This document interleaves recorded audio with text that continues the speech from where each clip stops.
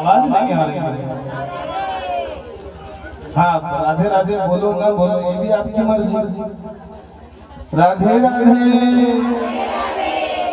देखिए राधे राधे बोलने से मन के पाप निकल जाते हैं, और जो ताली बजाते हैं ना उनके हाथ की जो रेखाएं हैं ना बिगड़ी रेखाएं भी सुधर जाती हैं।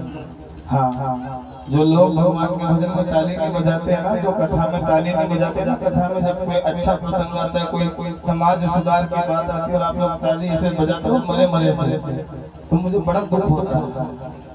या तो बजाओ तो ढंग से अच्छे से बजा दिया गया, या नहीं बजाओ तो मत बजाया जाए।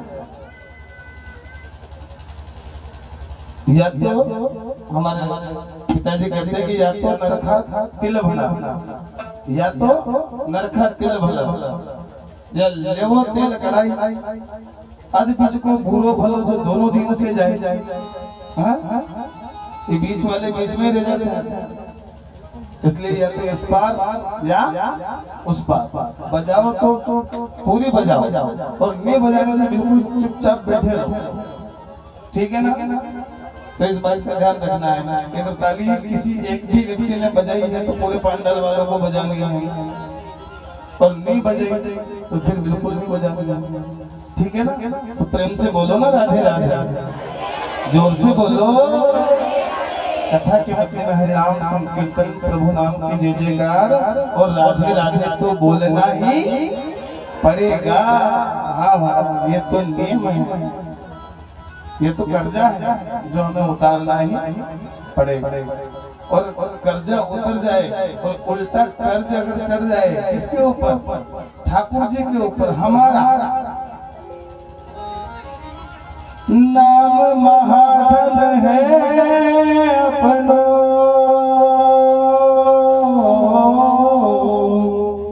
नहीं दूसरी संपत्ति और कमानी, छोड़े अटारी अटा जग के हमको कुटिया ब्रजमाही बनाई, हमको कुटिया ब्रजमाही बनाई।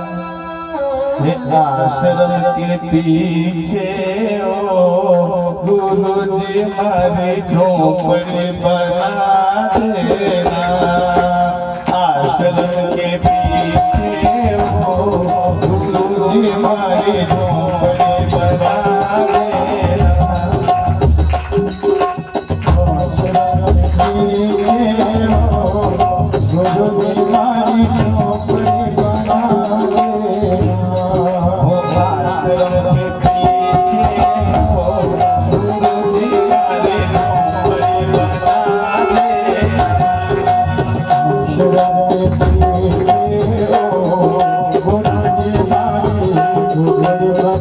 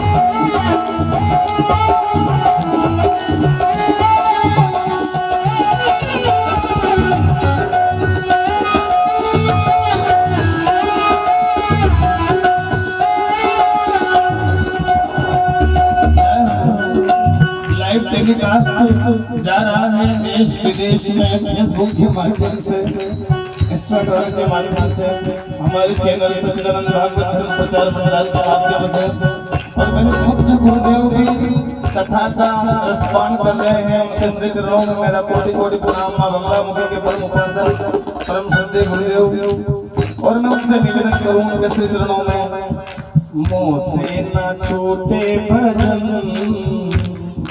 मोसे न छूटे भजन, दयालु तेरे पास बसाए ना,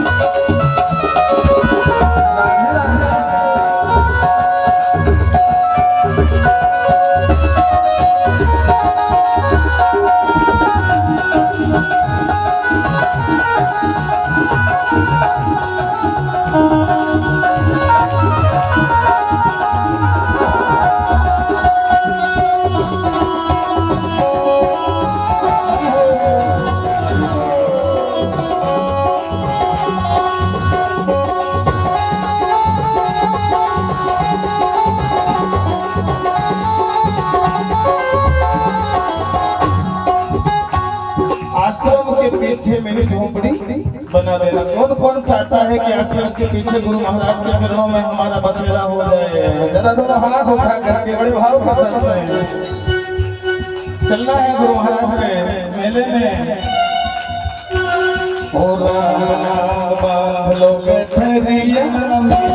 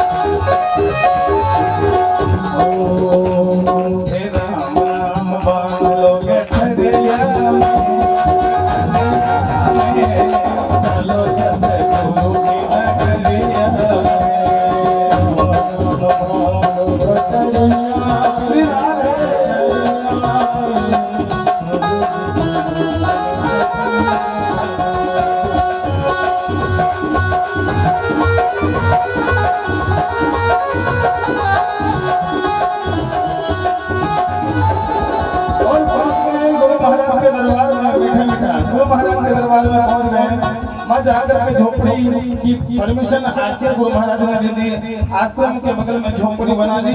झोपड़ी बना करके जाप करने लगे। मंत्र जाप ममगढ़ विश्वासा, मंत्र जाप करने लगे। और मंत्र जाप जापते करते जिस प्रकार से शबरी की उमरियां बीत गई थी, उसी प्रकार धीरे धीरे उमरियां बीतने लगी। और मन में तरंगे उठने लगे, भाव उठने लगे, ताल जुड़ने लगे, लगन लगने लगे गोविंद के चरणों में। और गोविंद से प्रार्थना करने लगे, हमारी झोपड़ी में, हमारी झोपड़ी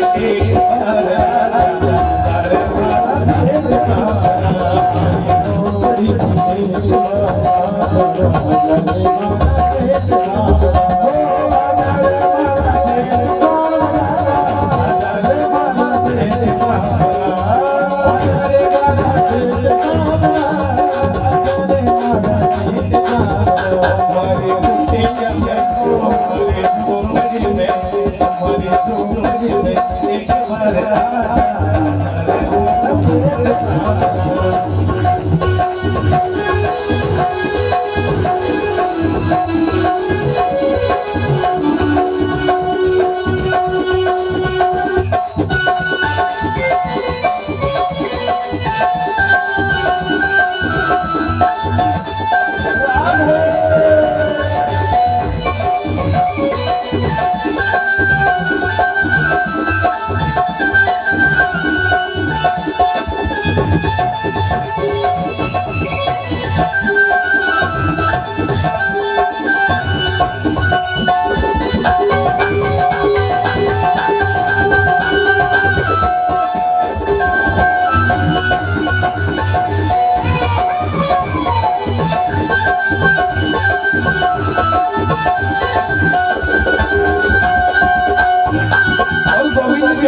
प्रार्थना करने लगे हैं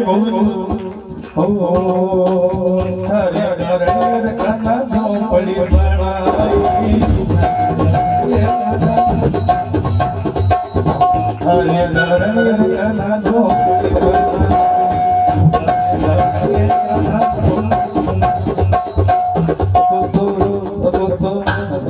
झोपड़ी में एक बार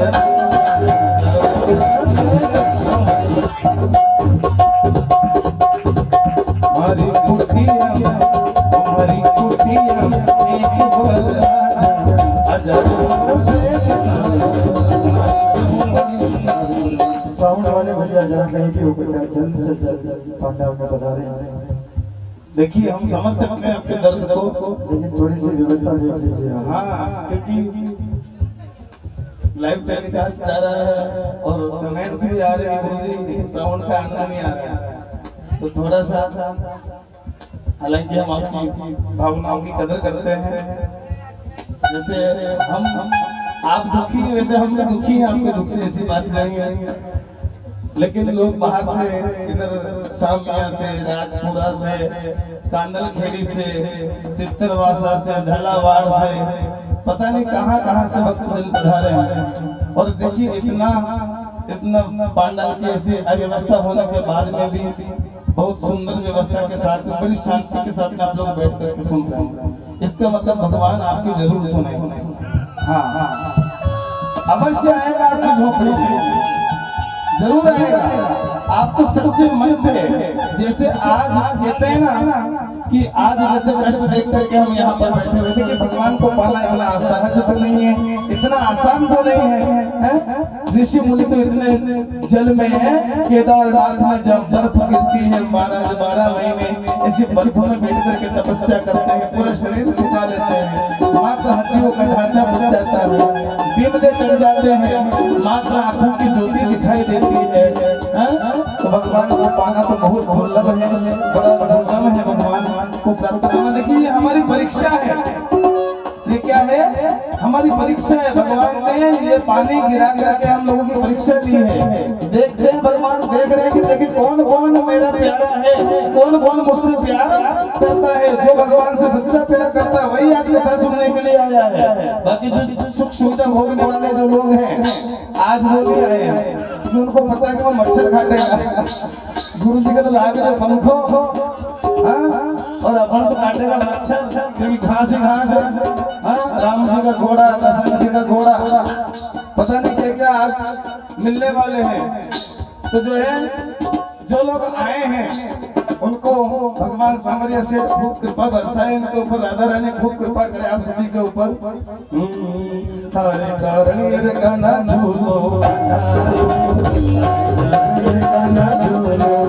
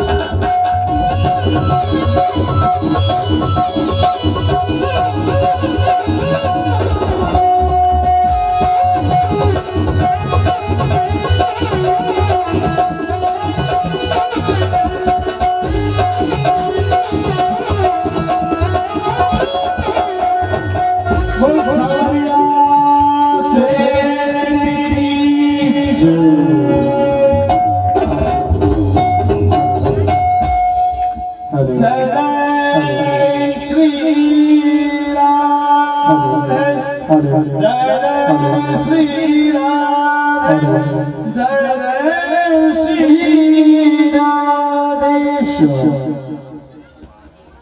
तो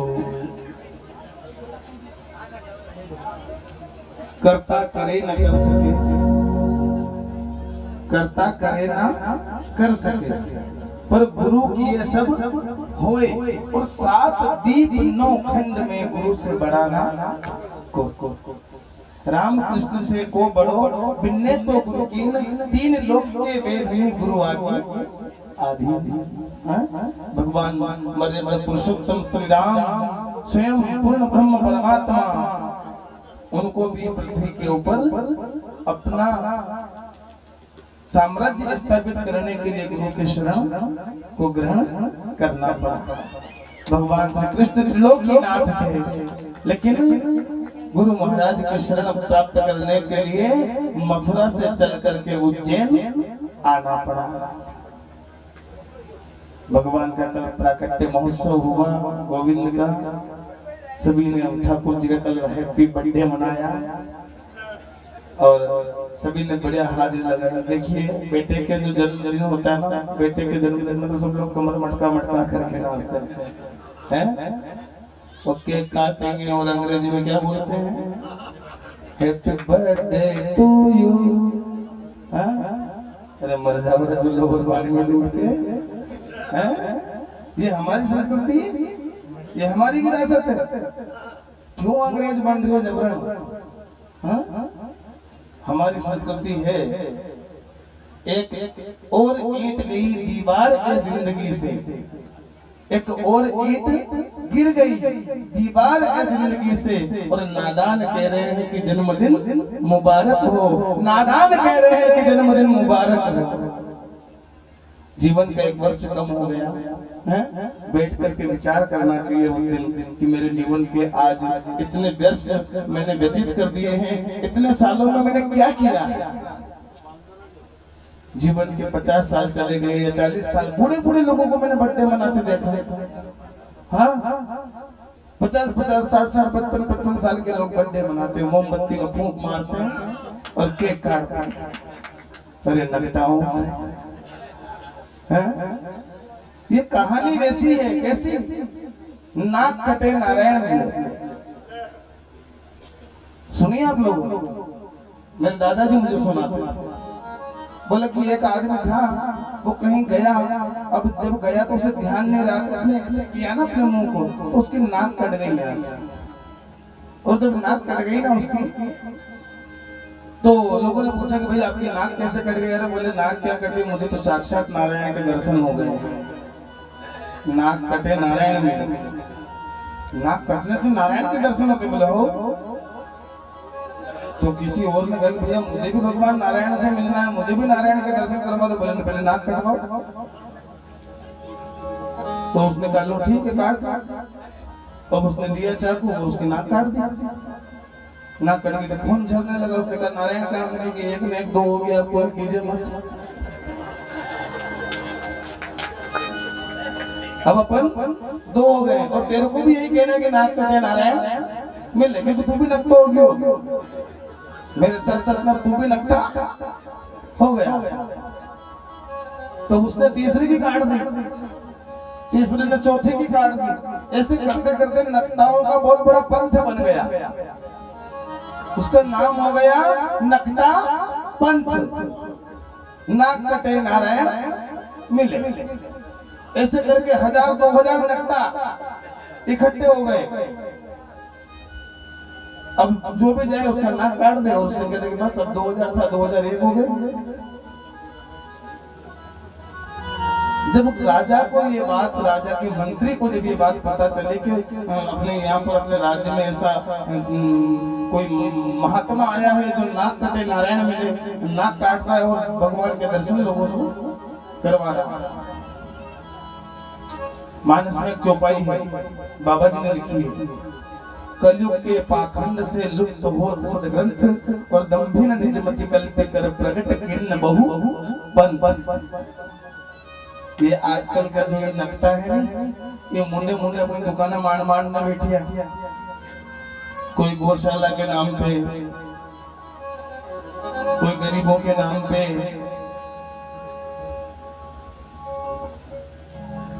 कोई बेसहाराओं के नाम पे, कोई मंदिर के नाम पे, कोई मस्जिद के नाम पे, कोई चर्च के नाम पे। ये जितना ये लोग दान ले रहे हैं ना, उसका अगर 10% भी ईमानदारी से अगर लगा देंगे, 10% भी जिस दिन लगा दिया ना, उस दिन ठाकुर जी इनको क्षमा कर देगा।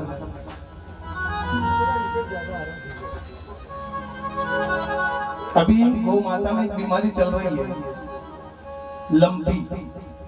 क्या चल रही है? लंपी। गौ माता के पूरे शरीर में, जिसे वो कुष्ठ रोग से कहते हैं, कोढ़। पहले लोगों को कुष्ठ रोग होता था जिसे कोढ़ कहते थे, वो कोढ़ का रोग गौ माता के शरीर में भी चल रहा है।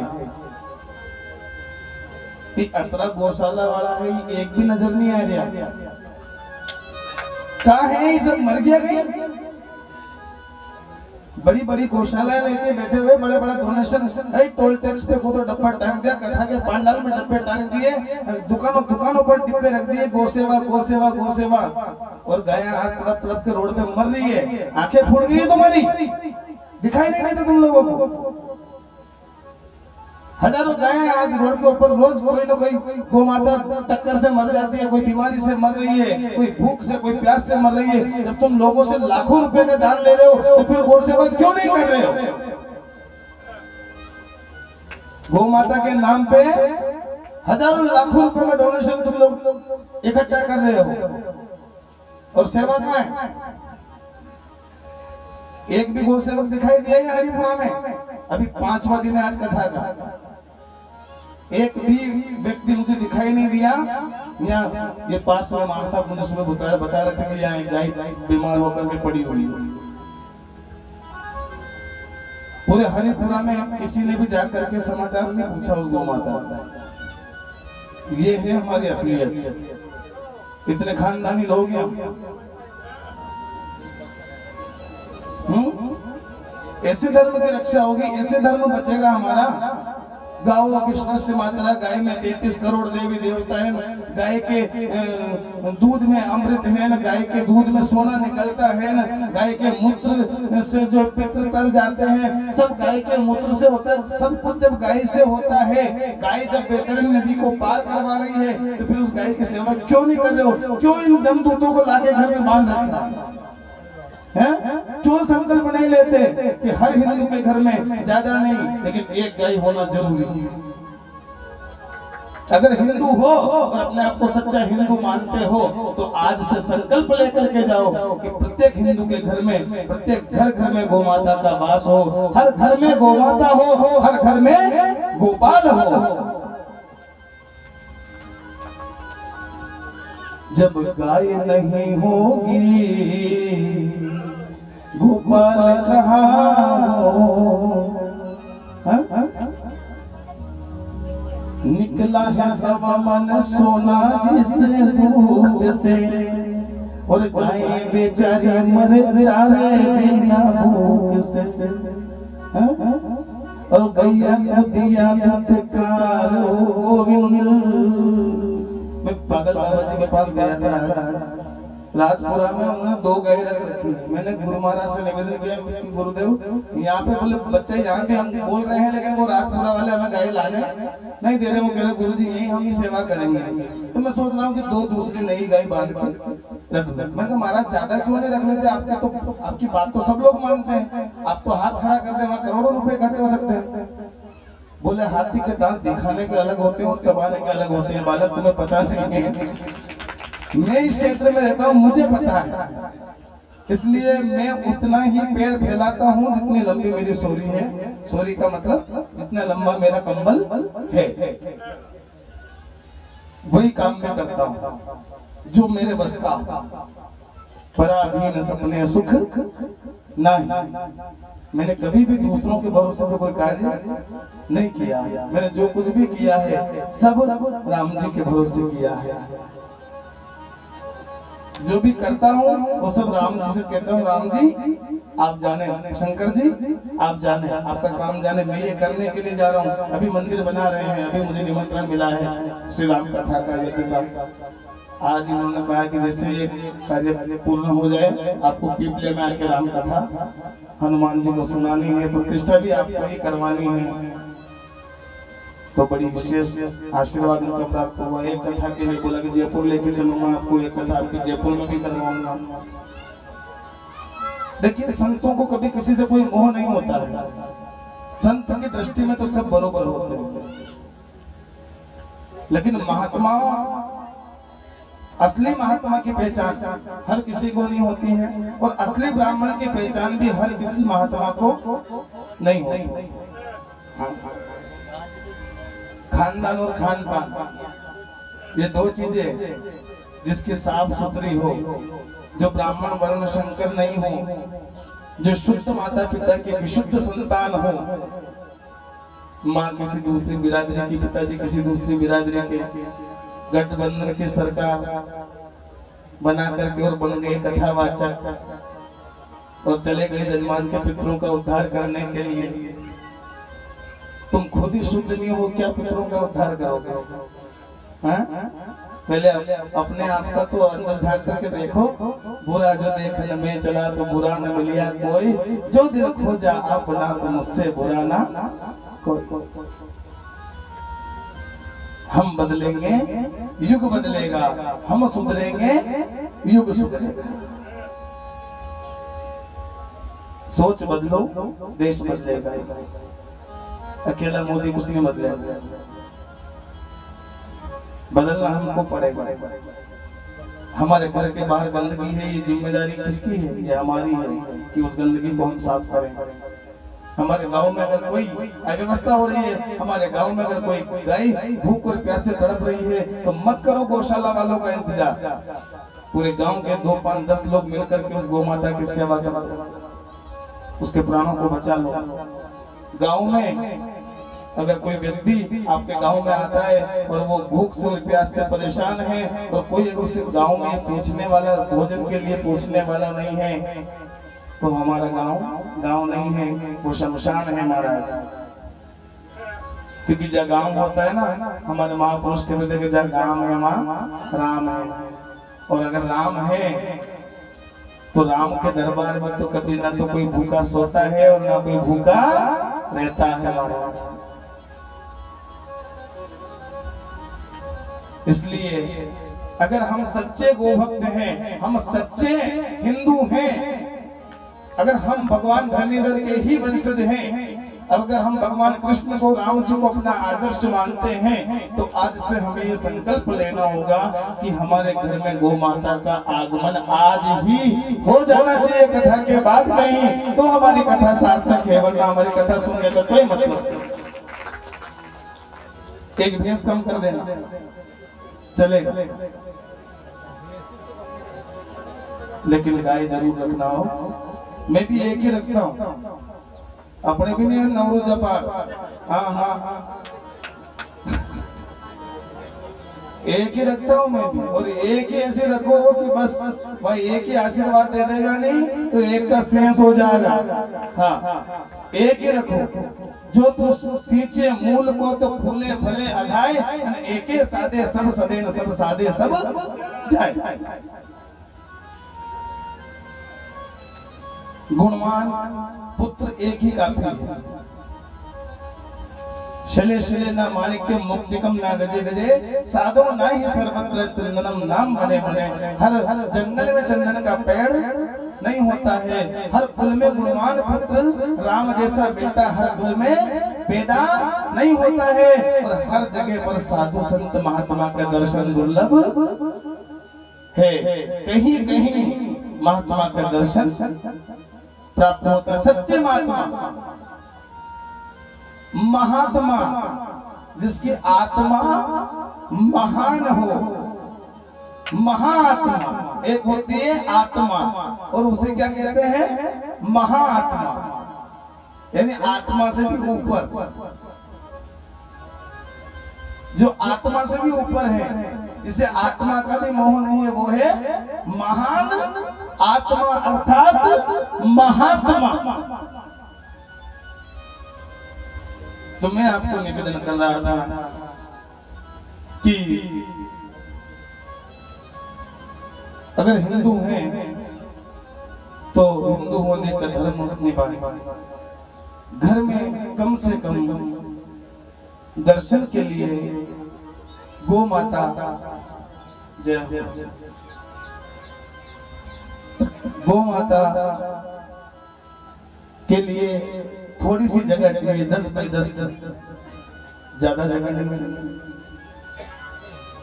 इतनी सी जगह में गौ माता अगर बन जाएगी तो तुम्हारा कुछ नहीं खाएगी।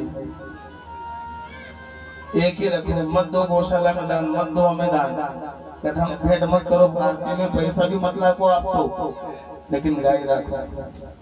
हाँ, 1 रुपया मत डालो आप तो, कहता 1 रुपया मत दो हमें दक्षिणा। लेकिन आज पल्लू में माताएं तो गांठ बांध ही नहीं, ऐसे माताएं तो ये गांठ बांध रहे आज कि चाहे भले हमारे पति सुने या ना सुने, लेकिन हम तो ये संकल्प लेके जाएंगे कि अपने घर में एक एक गौ माता को लेके ही आए। हाँ, देखिए अपने लिए तो हर कोई जीता है, मांगू नहीं चाहे मर जाऊं मैं अपने तन के काज, पर परमार्थ के काज में मोहि न उपजे लाज। पर हित सरिस धर्म नहीं भाई, पर पीड़ा सम नहीं अजमज।